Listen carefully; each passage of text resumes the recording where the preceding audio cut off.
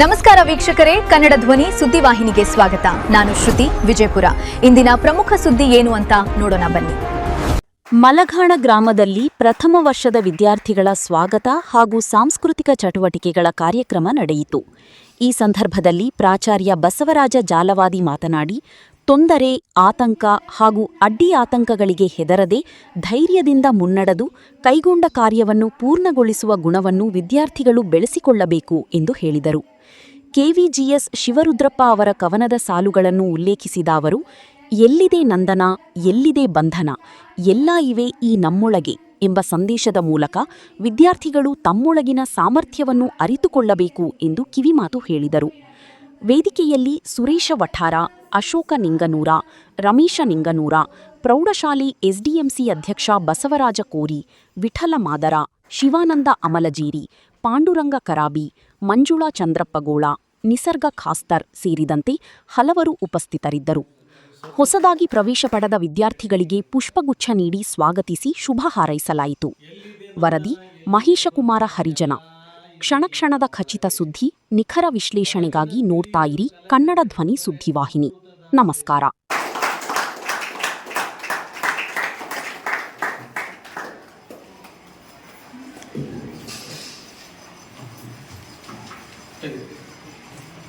ಪುಣ್ಯದ ಕನ್ನಡ ನಾಡಲಿ ಜನಿಸಿ ಕನ್ನಡ ಕಣ್ಮಣಿಗೆ ವಿವರಿಸಿ ನಾಡಿನ ಭಾಗ್ಯವ ಎಲ್ಲೆಡೆ ಪಸರಿಸಿ ಪ್ರೀತಿಯ ಸಂದಡೆ ಸಿಂಪಡಿಸಿ ಗಗದ ನಾಡು ಚಂದದ ಬೀಡು ಸುಂದರ ನದಿಯ ಬೆಟ್ಟದ ಕಾಡು ಈ ಕಾಡಿನಲ್ಲಿ ಮಲೆನಾಡಿನಲ್ಲಿ ಈ ಹಸುವಿನಲ್ಲಿ ಆ ಹಸುವಿನಲ್ಲಿ ನೆನೆದಾಡುವ ಹಿರಿಯರಿಗೆ ಈ ಊರಿನ ಪ್ರಮುಖರಿಗೆ ಸ್ವಾಗತ ಸುಸ್ವಾಗತ ಸ್ವಾಗತ ಕೋರುವೆನು ಸುಸ್ವಾಗತ ಬಯಸುವೆನು.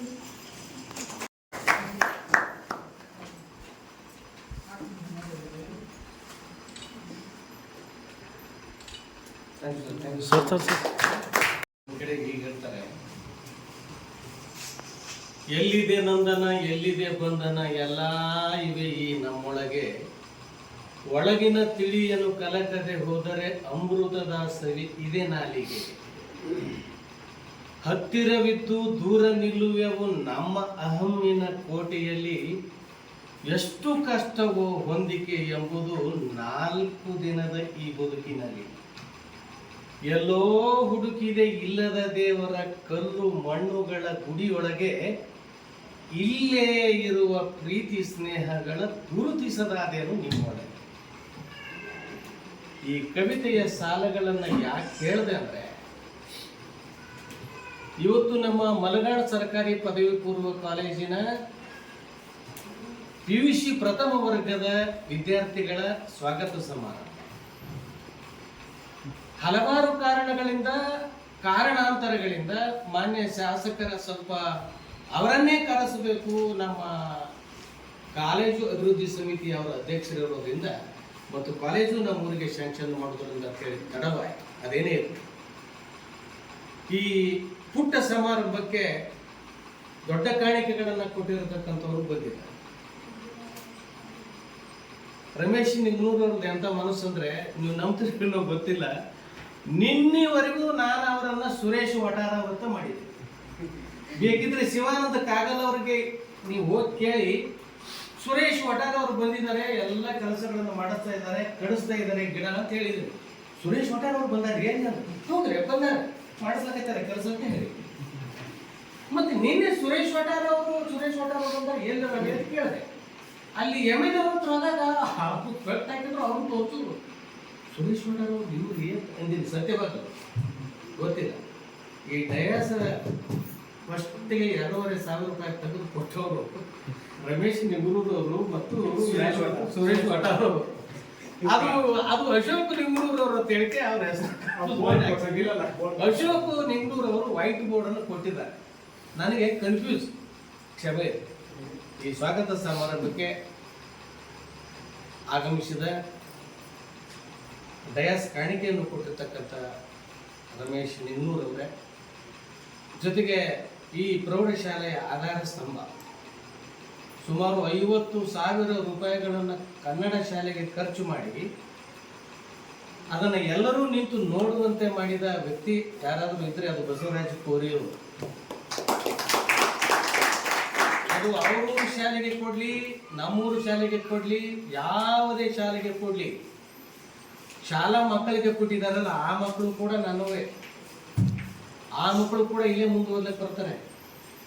ಮಕ್ಕಳಿಗೆ ಕೊಡ್ತಕ್ಕಂಥ ಮನಸ್ಸಿದೆ ಅಲ್ಲ ಅಂಥವ್ರು ಈ ಕಾರ್ಯಕ್ರಮಕ್ಕೆ ಬಂದಿದ್ದಾರೆ.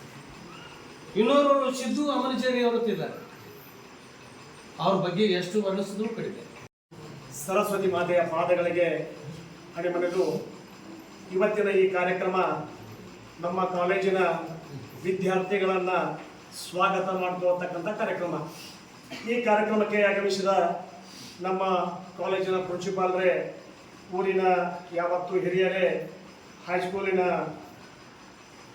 ಹೆಡ್ ಮಾಸ್ಟರೇ ಹಾಗೂ ನಮ್ಮ ಹೈಸ್ಕೂಲ್ನ ಅಧ್ಯಕ್ಷರೇ ಹಾಗೂ ಪತ್ರಕರ್ತ ಬಂಧುಗಳೇ, ವಿದ್ಯಾರ್ಥಿನಿಯರೇ, ಇವತ್ತು ನನಗೆ ಭಾಳ ಖುಷಿಯಾಗುತ್ತೆ.